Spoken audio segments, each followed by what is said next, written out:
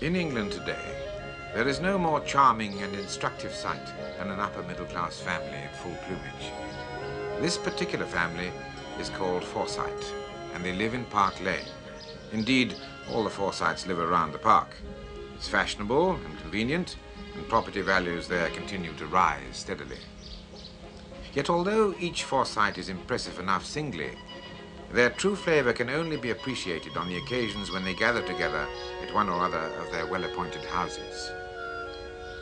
No branch of the Forsytes has a genuine liking for any other, but as a group, they possess that mysterious concrete tenacity which renders a family so formidable a unit of society. Today, the gathering is at my Uncle Timothy's in the Bayswater Road. Yes, my uncle, for I too am a Forsyte. They call me young Jolyon because my father, old Jolyon, is at present head of the family. My father was one of the first to realize that the English have an insatiable appetite for tea and has made a blameless fortune out of it.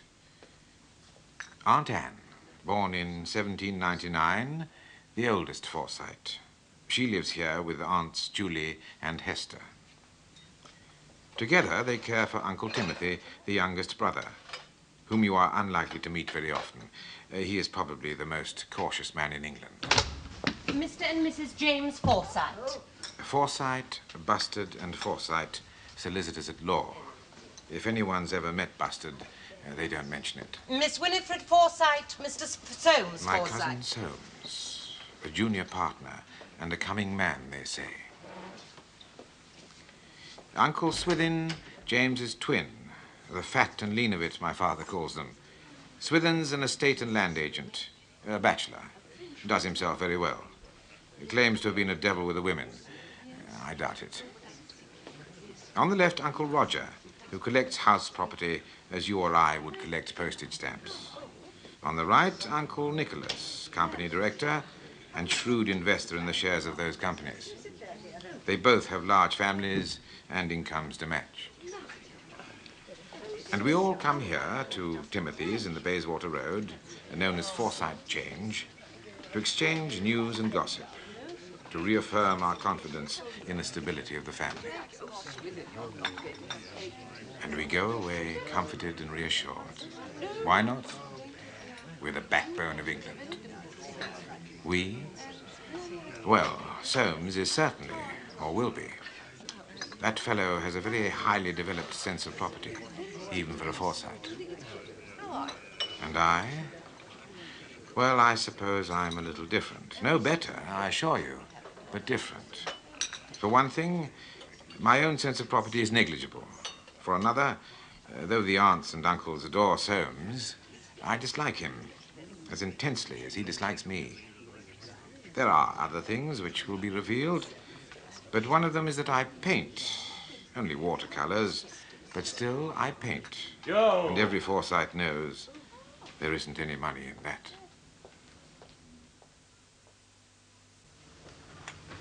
Come on, Papa, hurry up. Sit still, June. I'm looking out for Grandpapa. He'll be late in a minute. Grandpa's never late. He's like royalty. You can set your watch by him. I haven't got a watch. June, you're supposed to be looking at Fraulein. She doesn't keep spinning around like a top. I'm a top. I'm a top. You're a pest, and I don't think I shall paint you after all. So? And when your papa is famous, you'll be sorry. Yes. There's Grandpapa. Please, Papa, may I? All right, run along, pest. hopeless. May I look? Bad, isn't it? No, there's something's off, June. But not much, eh? You're right. Landscape for me. At best, landscape with cows, and only if the cows are lying down. You underestimate yourself. Do I? I think I see myself very clearly. Papa, we're going to the zoo, and Mama's coming with us to see the lions and the monkeys. You promised we'd see the monkeys. So you shall, all alive in their cages. Well, Joe. Father, how are you? Pretty well, my boy. Guten Tag, mein Herr. Gute Tag, Fräulein. No, Grandpapa, not guter Tag. It's guten Tag. Is it? What's the difference? You'll never learn. I shouldn't bother if I were you. Fräulein Hilmer speaks better English than either of us. Hello, my dear. Papa. Well, now, are we all ready? Oh, now, June, dear, you're not. Now, why not? Fräulein. Oh, no, Now, my I'm fault, so Francis. sorry. I kept her. He was drawing me, only he was being beastly slow. Beastly. Oh, really, June? Well, he was. Fräulein. Ach, du schrecklich. Komm mit. Raus, Liebchen, raus. Come on. Germans. She's an Austrian, Father. Same thing. Oh, indeed, no, Papa. Quite different. And Fräulein Hilmer is really a most exceptional girl. Well, a little quiet, perhaps. Withdrawn. But then that, too, can be an advantage, don't you know? Her parents were of quite humble stock, I believe. They're both dead now, of course. But it's therefore even more remarkable that she's become such a ladylike person and a very competent governess. Dare say, but what do you want with a foreigner, eh? Why not an English governor? Because all the ladylike English persons happen to be working in Germany, that's why. Really, Joe? No, Papa, but she has the languages, you see. And that's so important for a child. And it's fashionable, too. Ah. No, indeed. All the princesses have German governesses now. The Queen herself, of course. It's the thing. Ah. But above all, she's very good with June. And the child seems quite taken with her. Doesn't she, Joe? I'd say so. As indeed we all are, aren't we, Joe? Yes. So, Well, you if see, June Papa? gets on with her, that's all that matters. Anyhow, I'm glad you didn't choose a French one. Jumpy lot. Oh, Papa, that's absurd and it's old-fashioned. That is as may be. Oh, Joe, you heard the news. On Forsyte change? What'd you call it? That's pretty good. Not mine, I'm afraid. Cousin George's. That chap. That chap. Tell me he's a wit. I can't see it myself. Well, what is the news? Well, I hear your Uncle James has come round and that girl of his is going to get married. Winifred. To Monty Darty. That's the fellow. I haven't met him myself, but your Aunt Emily thinks the world of him, I hear. But is that a suitable match? I've no idea, but James will make sure of that. You know him, Joe? Oh, slightly. He's a friend of George's. Well, that wouldn't recommend him to me. Where's that girl? I'm ready, Grandpapa. Darling, let me look. Joe, won't you come with us? Oh, I'm sorry, Father. Oh, no matter, some other time. You and Francis must dine with me soon, Thursday, yes? Yes, are we free? Yes, I think Oh, so. well, yeah. I'll arrange it with Papa. Now. Oh, and, Joe, you won't forget we're dining at the Ashburtons tonight, so you won't wander off anywhere, will you? My love to the monkeys. Poor devils.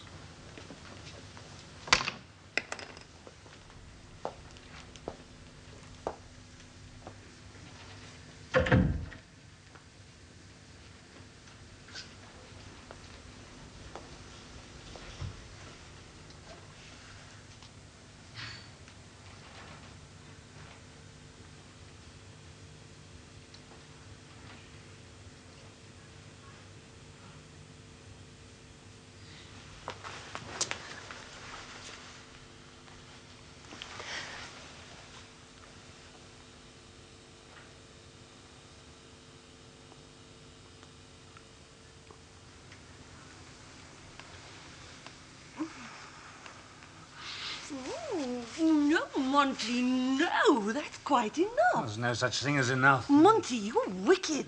And what's worse, you make me feel wicked, too. Hooray. Oh, no, Monty, no. Monty, no. Just look at me. Whatever would Mamma say? Well, if I know your mamma, she'd say jolly good luck. Yes, and Papa? Yeah, now, that's a different matter. Your papa would probably sniff and say, nobody ever tells him anything, but he doesn't know, but he can't think what young people are coming to. Monty. Yeah, he wouldn't be at all surprised if the price of copper went up and house property came down and we didn't all finish up in Carey Street. You wretch. And I won't have you make fun of Papa. He's been very good allowing us to be engaged. But Freddie, my love, that's just what I mean. We are engaged. Yes. We're engaged. Oh, Monty. Dear Monty, I do love you very much. And we will have a delightful wedding at St. George's, and all the other Forsyte girls will be bright green with envy because you're so gay and handsome and dashing. But I shall look down my nose and be quite composed and cool. But underneath, here, absolute turmoil. Sounds ghastly. Agony. It's blissful agony. Do you think we'll be able to go through with it? I can. Can you? I dare say we'll survive. Oh, but none of that really matters. I've been joking because I'm so happy. Darling, I'll be a good wife to you. I promise. As long as we live and whatever happens. There. That's for my beautiful ring. I shall be so proud to wear it.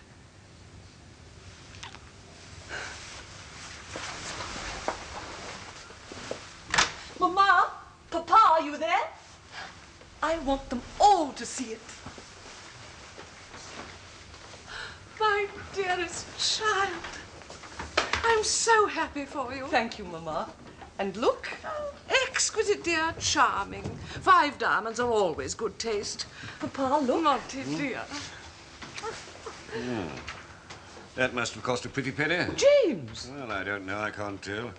To keep its value, I shouldn't wonder. Never mind that, Papa. Oh, you're quite right, sir. There's nothing like value for money. That's what I would say. Well, isn't anyone going to congratulate us? I shall. Every happiness, Winifred. Thank you, Soames. And to you too, Darty. Congratulations. Thank you, Forsyte. Not only do I gain a bride, but also a brother. There's richness for you, as Mr. Squeers said when he ladled out the dishwater. Now, what's that? Who's this chap Squeers? You know, dear, one of Dickens' characters. Dickens? What's he got to do with it? The fellow's been dead for years. Good riddance, too damned radical. Now, James, don't get into a tizzy. You know it upsets your digestion. Oh, I'm so pleased it's settled at last, Monty. Now we can all be comfortable. But it's such a distracting time for everyone, especially Winifred, of course. Girls do feel they sing so much more deeply than men, I always think. Winifred, dearest. There. Soames, don't they make a handsome couple? Very handsome. You see, James, Soames agrees with me. And if Soames says so, it is so. And Soames, dear, you'll be next. It won't be long now before you're engaged, too. What's that? Here, nobody told me. Why didn't There's someone... nothing to tell, Father. Mother's romancing, that's all. Oh, sure, now you tell Now, me. you'll be the first to know. Don't mind my husband. He always insists on being told things. Oh, why, I can't imagine. He always finds them disagreeable. Yes, he does. I can't imagine that. Now, Monty, I shall send you away. Oh, Mamma, no. Indeed, yes. Oh, but we shall expect him for dinner, if he's free. I shall be delighted. At 7, then. Winifred, you may see him to the front door. Thank you, Mamma. But remember your decorum, if any of the servants are about. Yes, of course, Mamma. Run along, then. Au revoir, Monty. Au revoir. Goodbye, sir, and thank you. Yes. Soames.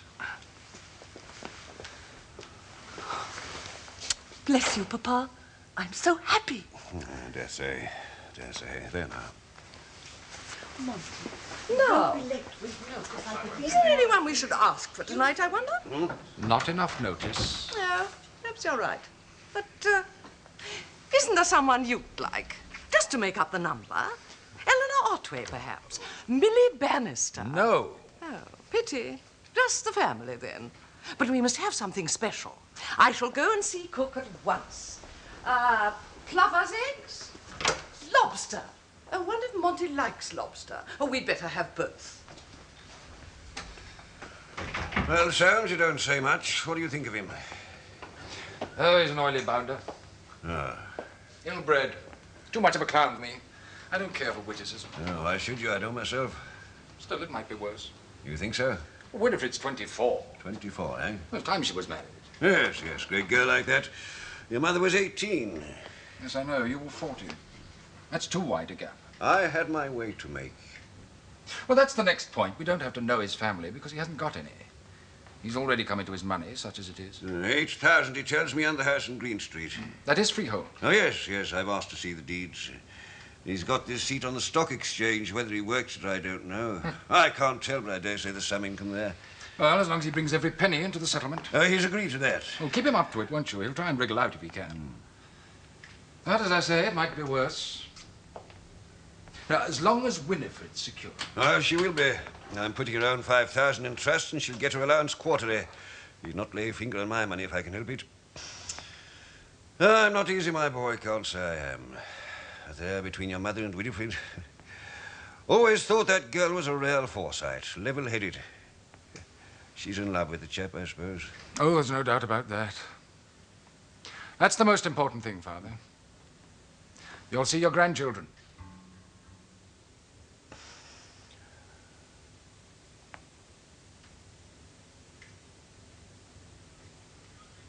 No. No, it can never be possible, Joe. I won't think about it, and neither shall you, so please, please don't try to persuade me any longer. I can't believe that I've allowed myself to put you in this position. It's shameful and dishonest, and I hate myself for it. Can you understand? I love you so much, and I always will. All I want is to be with you. My body's yours and my life. Whatever you want of me, you shall have whenever you need it.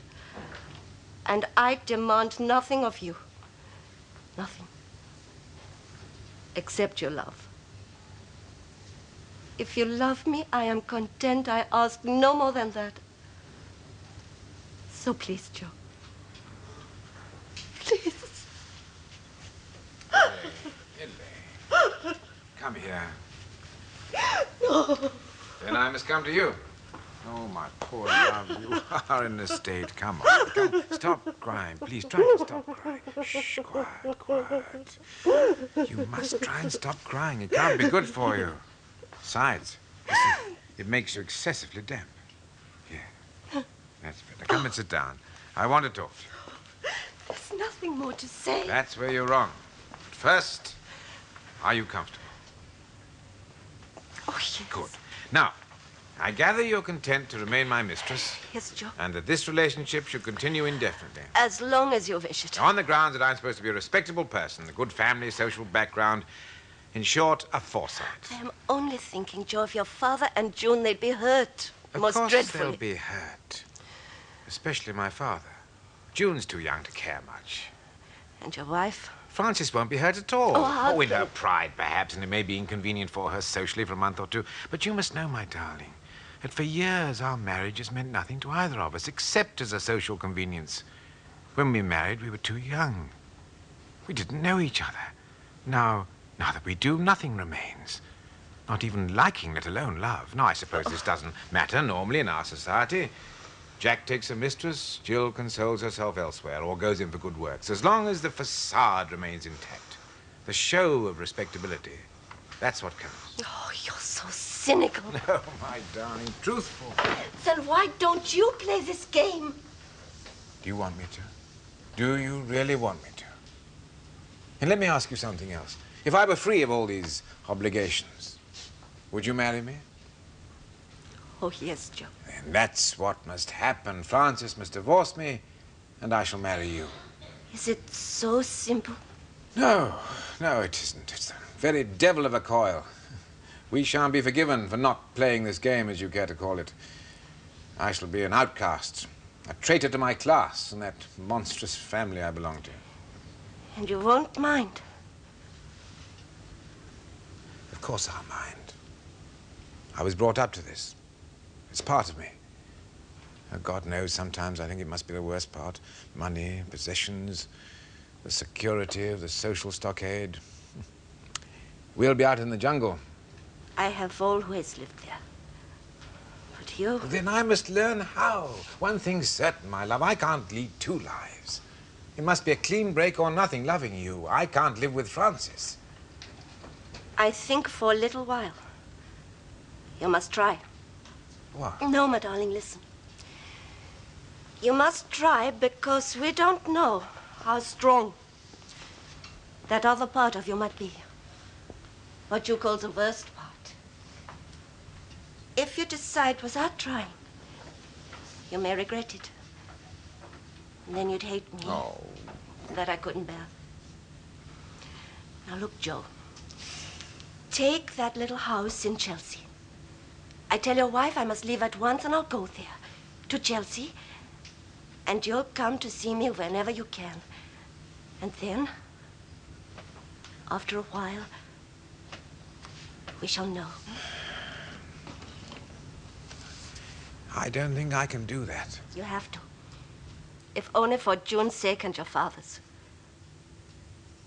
Oh, Joe, you will come, won't you? Often.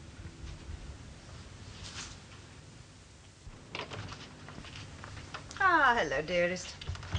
Ready for bed? I had a huge supper. Oh, not too much, I hope. What are you doing? I'm writing invitations to a dinner party. Why are you doing it now? I thought you were going out. Yes, we are, but your papa isn't dressed yet. I know. He came and kissed me goodnight and read me a story. I see. May I stay up? No. I mean, for the dinner party. No, dear, you're far too young. When may I? I've told you before, when you're 16. Come in. Yes, Fräulein. May I speak with you a moment, madame? Yes, of course. Now, June, dear, say goodnight and run upstairs. There's a good girl. You do smell nice. I should hope so. Good night, dearest. Night, Mama. Gute Nacht, Fräulein. Gute Nacht. Schlaf wohl.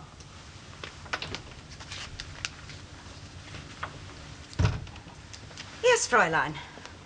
Madame, I regret, but I must give you my notice to leave. Leave? You want to leave us? But why? For personal reasons. Aren't you well? Quite well. I'm so sorry. I must go. I thought you were happy here. Oh, yes, I have been happy, but... But you aren't any longer. Is it money? No, I don't suppose you'd do better elsewhere. Have you another situation to go to? No, madame. Well, then. That is yes. In a way. Fräulein, I have no wish to interfere in your private affairs. But aren't you being a little rash? I mean, shouldn't you stay here till you're quite sure of another post? I would rather go as soon as possible. Very well. You must do as you wish, of course. And I shan't hold you to your month's notice. Here are your wages for last month. Thank you. And a few pounds extra, just in case. Oh, no, madame, no, thank you. I must take only what you owe me. Really, Fräulein, if I choose to be generous, it's only because you've done well here, and I think you've earned it. Please, I'd rather not. As you wish. Well, you'll come and see me before you go, won't you? And if at any time you need a reference... Thank you. Well, then. Good evening, Fräulein. Madame.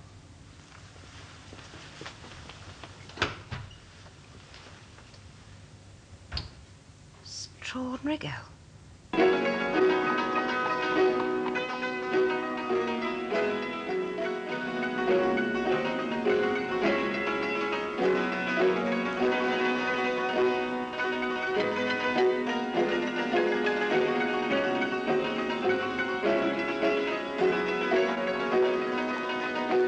A house in Chelsea.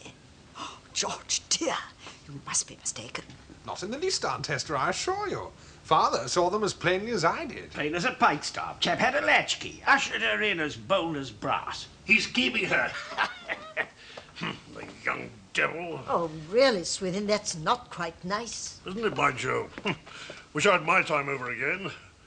Pretty little thing, they tell me. Is she pretty, Roger? Pretty? How should I know? Young woman, that's all I saw. Quite enough, too. Oh, she's pretty if you like that type, which I don't much.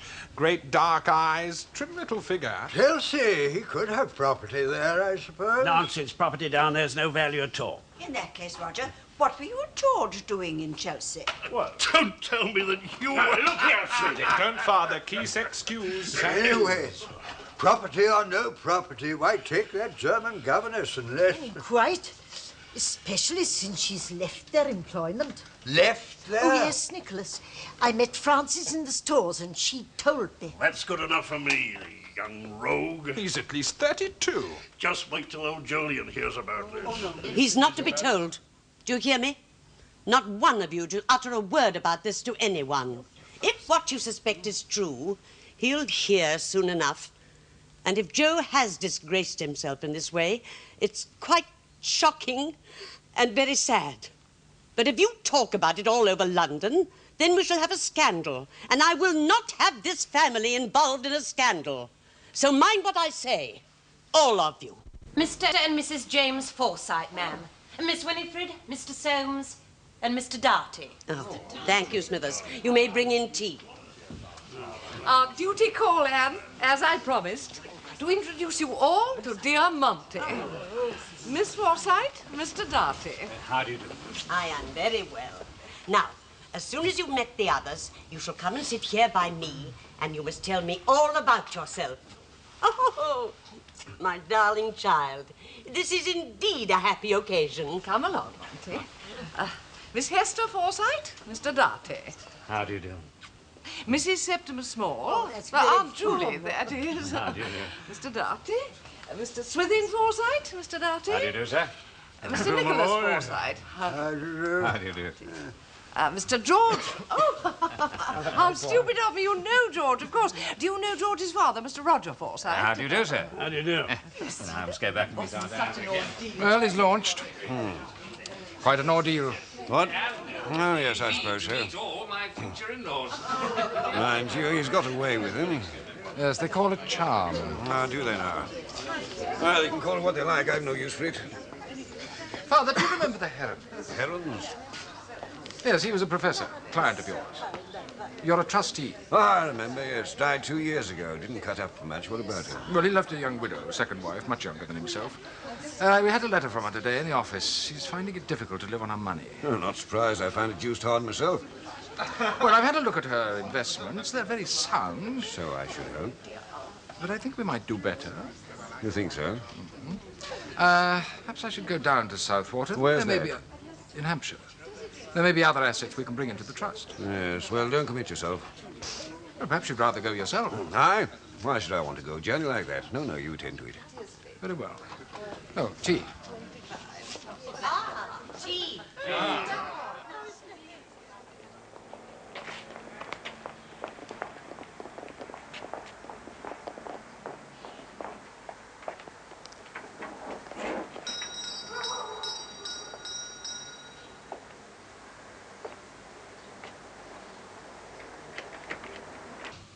Mrs. Heron's expecting me, Mr. Yes, sir. Forsyte. Please come in. Cool.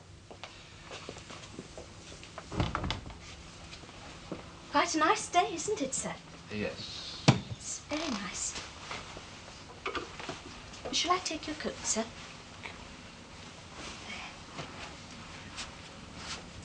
I'll do that. Oh, thank you, sir. I'm sure. This way, if you please, sir. Cool. Mr. Forsyte, Mum. Mr. Forsyte, how do you do? We met before, I think, in London. Yes, how do you do? May I introduce Mr. Lomax, Mr. Forsyte? How do you do? How do you do? Do sit down, Mr. Forsyte.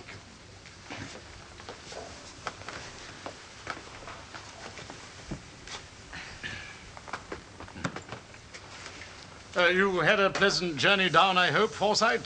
Thank you, yes. Mr. Lomax is a very good friend and near neighbour of mine. He knows all about my situation and the fact that I wrote you for advice. Oh, I'll leave you if you prefer it, No, Forsyte. not at all, if Mrs. Heron... my father would have come down himself, since he is co-trustee with you, but, well, he's not young anymore, so perhaps you'll accept me as his deputy. It's most good of you to come so far on such trifling business as mine, Mr. Forsyte. Nothing to do with money is trifling, Mrs. Heron. Indeed, no. Particularly when one has so little.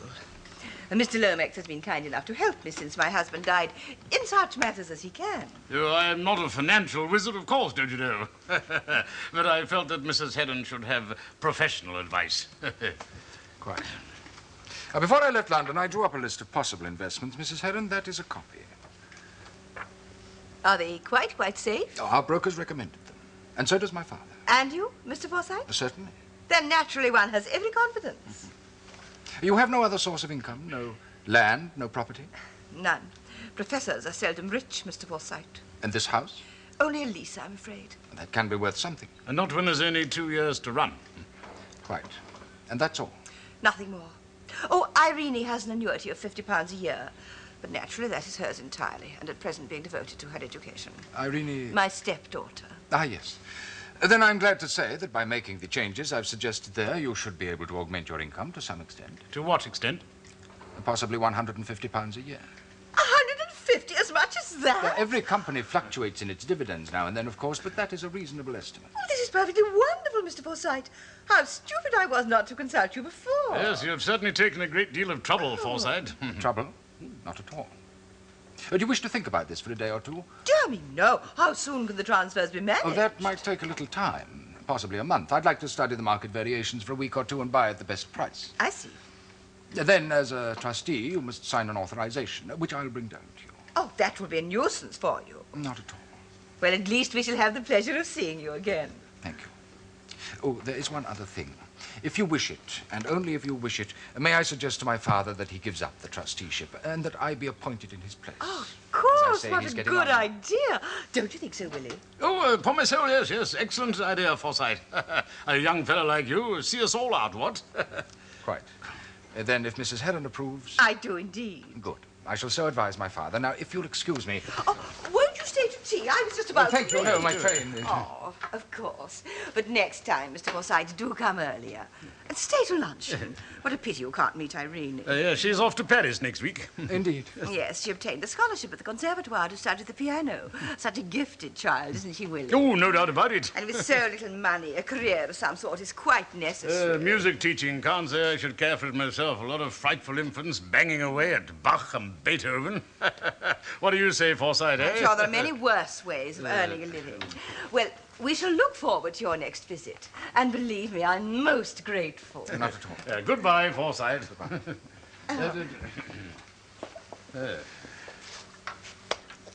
Is Mr. Timothy coming down to tea, do you know? He said not, ma'am, so I took him a tray upstairs. Thank you. What's keeping Julie, I wonder? I haven't any idea. Thank you, sir. Julie, you're very nearly late for tea. Where have you been? Well, when dear Septimus was alive, we always had tea at 5. So I cannot accustom myself. After 15 years? Really, Julie. Nonsense. Have you been out? Just in the park for a short walk. Oh, everything looked so pretty in the sunlight. Yes, but did you meet anyone? Only Mrs. Roger and Mrs. Nicholas. I wanted to talk to them about the wedding. Oh, the Rogers are giving silver. Oh, they always do. But the only thing they could think about was, you know, the Chelsea adventure. What's that? Who told them? Oh, I've no idea, dear. Now, Julie. But Anne, dear, Roger was the first to find out, don't you remember? He was bound to tell Mrs. Roger. And she was bound to tell Mrs. Nicholas. And so it goes on. Oh, tittle-tattle. Oh, really, dear, but it's only in the family.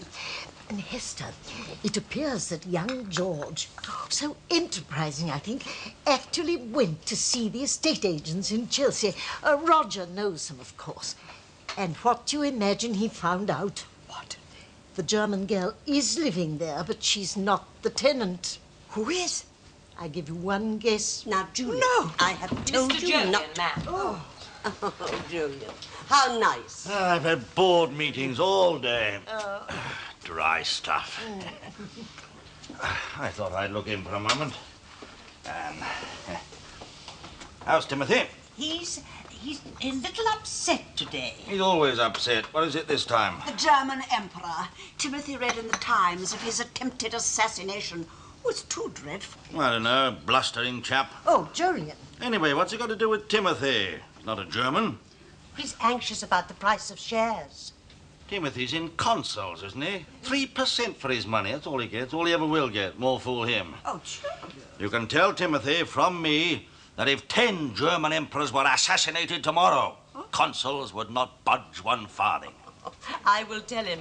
Thank you, Julian. Dear Julian. So reassuring.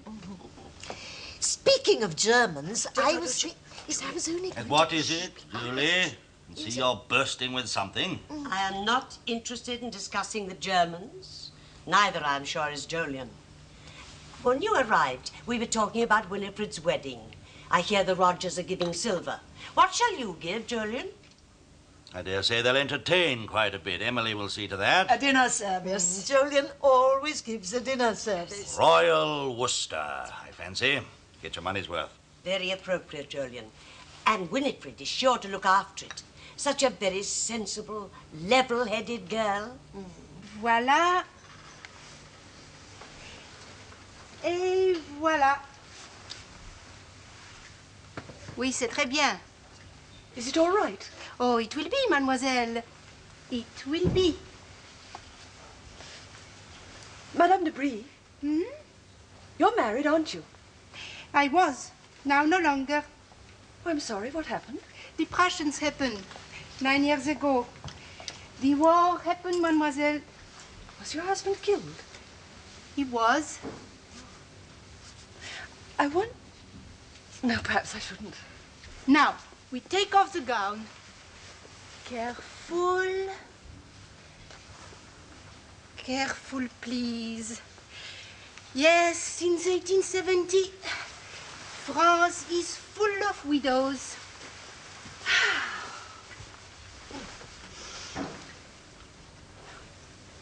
What's it like to be married?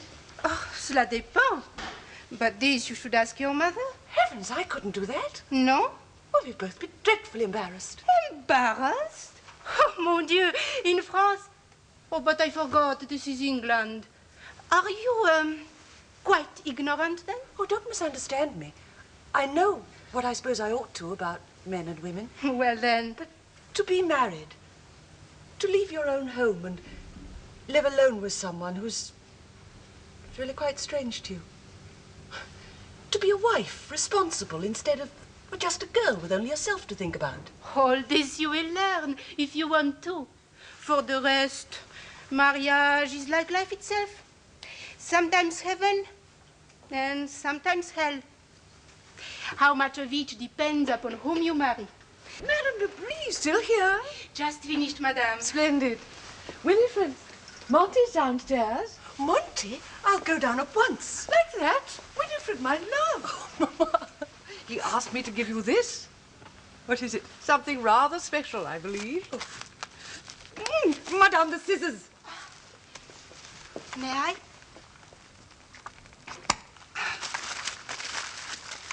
Oh, pearls. Oh, how beautiful.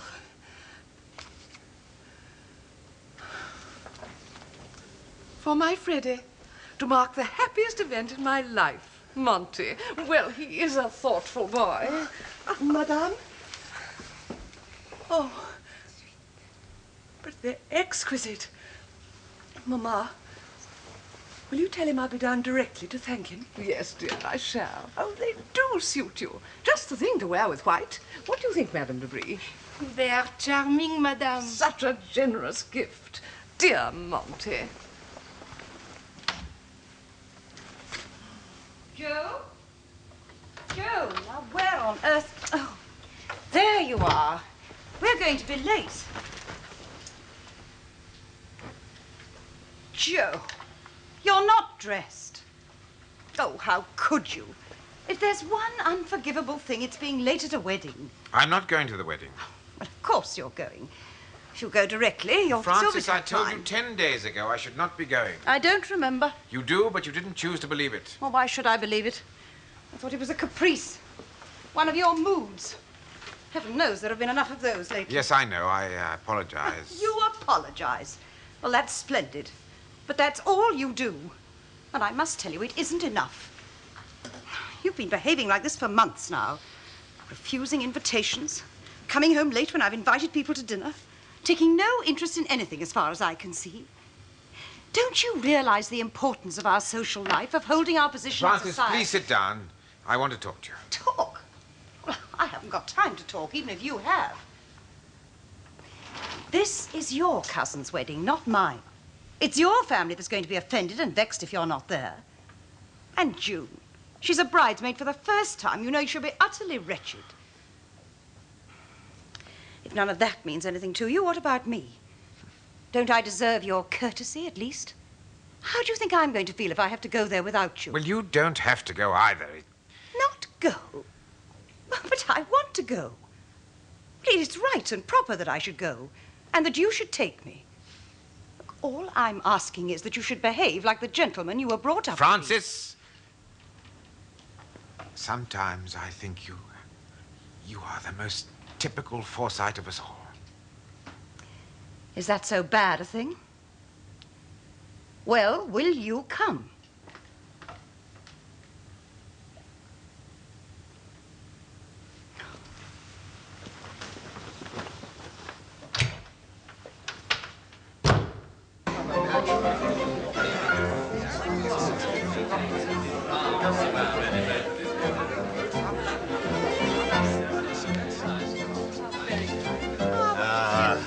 Emily.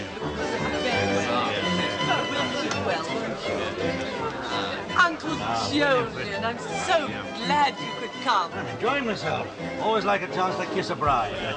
Well, young fella, the fine girl you got here, you look after. Yes, I will. And Uncle Jolyon, many, many thanks for our present.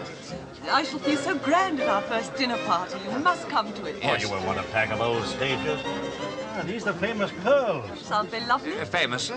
Forsythe chained to talk to nothing else for the past 2 weeks. Yes. But don't spend all your money. You'll need it for the young darkies come along. Really, sir? This is Bannister. Oh, and really. Look at them, Partridge. Did you ever see such a rumpty-too collection of people? Forsytes, one and all. I know, old boy, you're going to tell me you're not. I know that. Perhaps only 20% are. But look at them. Alike as peas in a pod. And a wedding, Partridge. A Forsyte wedding. That's when you see us in our most splendiferous splendor. In all the glory of property. And that's what it is, Partridge, old boy. A major property transaction.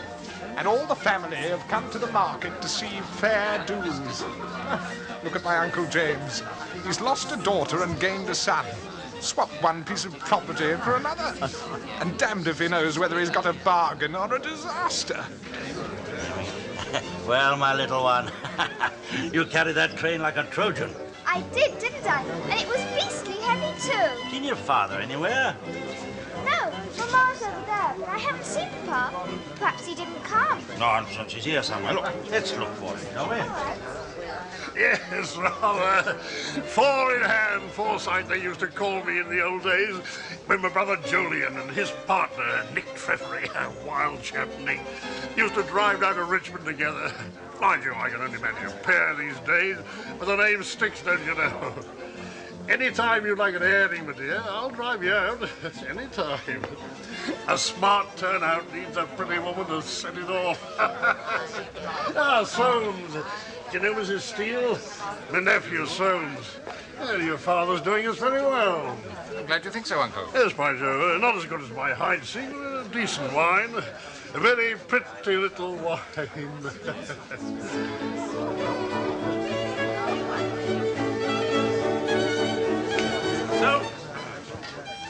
So. Yes, Uncle? Say, tell me you're a long-headed chap. It's very good of them, Uncle. Huh? What? Oh, your Uncle Nick and I are having an argument. It's a legal matter in a way. Nothing to do with me, not my affair at all. No? What's that? Well, it's about some property of mine in Shoreditch. In short, the city Uncle Roger. Yes, my boy? It sounds a complicated problem. What do you mean? You haven't heard it yet? Well, perhaps we should discuss it at the office. Shall I call round on Monday? What? No. Well, I'll talk to your father about it. Very well, Uncle. Huh. Swollen-headed, they should have said. Come now, Roger, you asked for that. Why should you miss a fee? That boy's no fool. Anne, dear, I do think it was noble of you to come. I wouldn't have missed it for the world. James, everything has gone exceedingly well. Mr. Darcy seems a nice young man. I liked the way he spoke up in the responses. I cannot bear not to hear what people say in church. You don't think we've overdone it, too ostentatious? Fiddlesticks, that's what weddings are for. Oh, I do agree. Who'd want to go to a quiet wedding? Oh, yes. Dear Soames, I'm sure you've been a pillar of strength. I wish I just wish I may live to see you as happy as your sister. But of course we shall come. Thursday next, you said. We shall be delighted. That is, if I can persuade my husband to stir out. I'm afraid he's becoming a positive recluse these days. Excuse me, please. Francis, could I have a word with you? Yes, of course. Excuse me.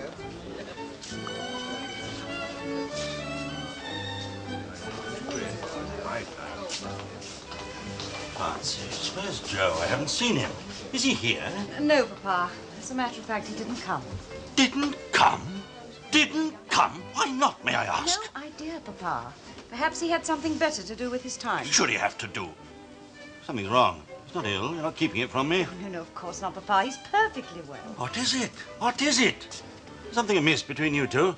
Francis! Oh, please, you're making a scene. Oh, Isabel, my dear. How lovely to see you.